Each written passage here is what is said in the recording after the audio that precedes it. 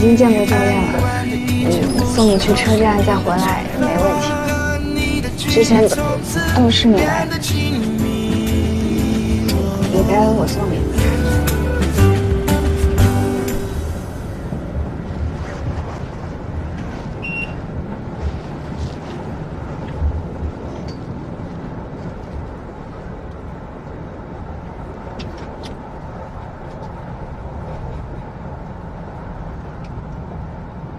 你再不说话，我下站就回去了。我说话又不好听，说多了怕得罪你。你过去也是这样吗？差不多吧。跟男的就没什么好顾忌。那女孩呢？女孩估计都怕我吧，很少找我说话。就没有你想主动交流的女孩吗？从来都没有。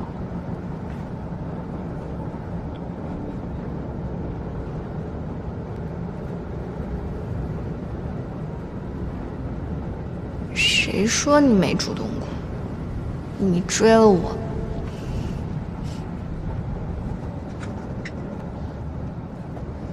为什么问我在学校有女朋友？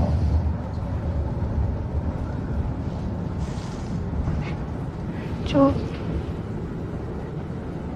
觉得太快了，心里不太踏实。那你说说，我该怎么样自证清白？我都来送你了，还要怎么证明？要是不相信你，我来都不会来。从过来，每天都忙着上课、兼职，还有练球。今年毕业，我是恨不得一天拆成3天用，找工作、修学分、申请读博，还要每天的固定练球。最近的话，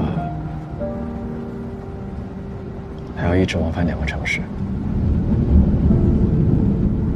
相信我，除了睡觉和你，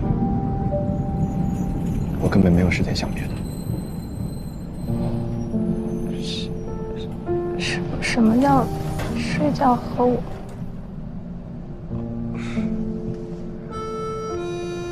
措辞不多，但意思你明白就好。